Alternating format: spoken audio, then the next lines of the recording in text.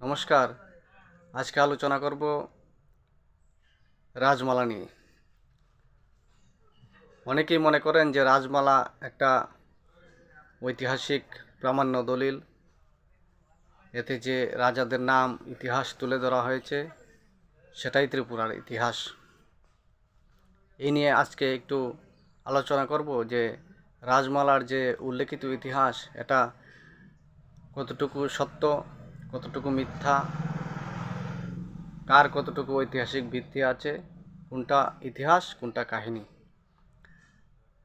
এর আগে বলে রাখি, আমার ভিডিওগুলোর উদ্দেশ্য কখনোই কোনো জনগোষ্ঠীকে বা একটা বিশেষ শ্রেণীর মানুষকে আঘাত দেওয়া নয়, শুধু ত্রিপুরার প্রকৃত ইতিহাস তুলে ধরা।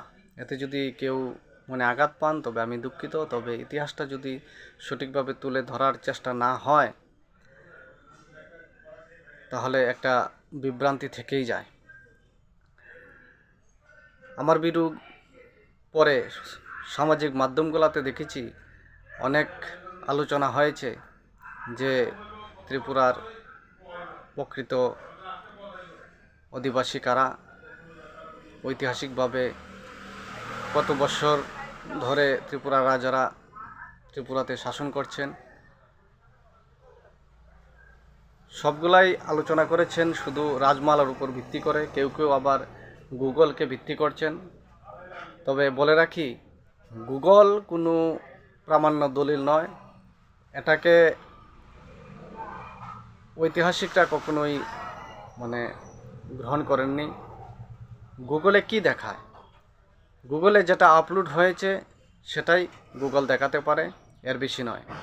গুগলে যদি আপনি উল্লেখ করে দেন যে ত্রিপুরার রাজারা 1,00,000 বছর ধরে শাসন করছেন, মাণিক্য রাজারা, তবে গুগল এটাই দেখাবে। কথা হলো, গুগলে দেখাচ্ছে, একজন দেখালেন যে 5,000 বছর থেকে মাণিক্য রাজারা ত্রিপুরাকে শাসন করছেন।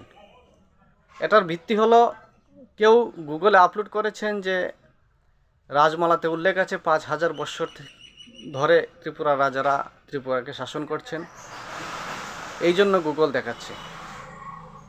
গুগল নিজে থেকে কিছু দেখাতে পারে না। যা আপলোড করবেন, যেভাবে আপলোড করবেন সেভাবেই আপনাকে দেখাবে। তো এই জন্য বলে রাখি, গুগল কখনোই ঐতিহাসিক প্রামাণ্য দলিল নয়। আর রাজমালা, রত্নমাণিক্যের পূর্বের যে রাজাদের উল্লেখ রাজমালাতে আছে, তার কোনো ঐতিহাসিক ভিত্তি ঐতিহাসিকরা এখনও খুঁজে পাননি। এখানে কাহিনীর আকারে রাজমালাতে বর্ণনা করা হয়েছে যে হাজার হাজার বছর ধরে ত্রিপুরার মাণিক্য রাজারা ত্রিপুরাকে শাসন করছেন। কিন্তু যদি আপনারা দেখেন যে রত্নমাণিক্যের পূর্বের যে রাজাদের নাম, শুধু নামই উল্লেখ আছে, ওনাদের কোনো ঐতিহাসিক আলোচনা করা হয়নি, নির্দিষ্ট সময় উল্লেখ করা হয়নি, বা ওনারা কোথায় কোথায় যুদ্ধ করেছেন এগুলা কিছু উল্লেখ করা হয়নি। শুধু বলা হয়েছে যে অমুকের পরে তমুক রাজা হয়েছেন, তমুকের পরে সেমুক রাজা হয়েছেন, এর বেশি কিছু উল্লেখ করা হয়নি। রত্নমাণিক্যের পূর্বে যে রাজারা, ওনাদের ভাই বোন স্ত্রী কারোর উল্লেখ সেভাবে রাজমালাতে পাওয়া যায় না। তো সেই ভিত্তিতে বলা যায় যে রত্নমাণিক্যের পূর্বে যে রাজাদের উল্লেখ সেটা শুধু কাহিনী। তাছাড়া রত্নমাণিক্যের পূর্বের যে রাজা ত্রিপুরাতে শাসন করেছেন বলা হচ্ছে রাজমালাতে, কিন্তু পার্শ্ববর্তী কোনো রাজাদের সাথে ওনাদের সম্পর্ক বা ওই রাজাদের যে ইতিহাস ঐতিহাসিকরা প্রমাণ পেয়েছেন, সেই আলোচনাতেও কোথাও ত্রিপুরার রাজাদের উল্লেখ পাওয়া যায়নি, বা প্রামাণ্য দলিল ত্রিপুরার বাইরে রত্নমাণিক্যের পূর্বে কোথাও পাওয়া যায়নি। তো সেই হিসেবে রাজমালাকে আমরা রত্নমাণিক্যের পূর্বের রাজার যে ইতিহাস সেটা গল্প কাহিনী হিসেবে মানতে পারি, প্রামাণ্য দলিল হিসেবে নয়। রত্নমাণিক্যের পূর্বের যে রাজাদের, ওনাদের কোনো মুদ্রাও পাওয়া যায়নি, কোনো তাম্রলিপি, এই ধরনের কোনো প্রামাণ্য দলিল এখন পর্যন্ত আবিষ্কার হয়নি। এই জন্য রত্নমাণিক্যের পূর্বের যে ইতিহাস, সেটাকে কাহিনী হিসাবে শুধু ঐতিহাসিকরা মেনে নিয়েছেন।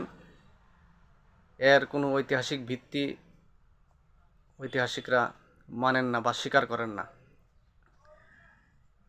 এই জন্য শুধু রাজমালার উপর ভিত্তি করে আমরা একথা কোনোভাবেই স্বীকার করতে পারি না বা মেনে নিতে পারি না যে ত্রিপুরার রাজারা হাজার হাজার বৎসর ধরে ত্রিপুরাকে শাসন করেছেন বা ত্রিপুরাতে রাজত্ব করেছেন। তো এটাকে ঐতিহাসিকভাবে বিশ্লেষণ করুন, আবেগ দ্বারা নয়। আপনারা ইতিহাসকে ভালোভাবে জানুন, জানার চেষ্টা করুন। হতে পারে আপনার যে ভাবনা বা ধারণা সেটা পাল্টে যেতে পারে। নমস্কার।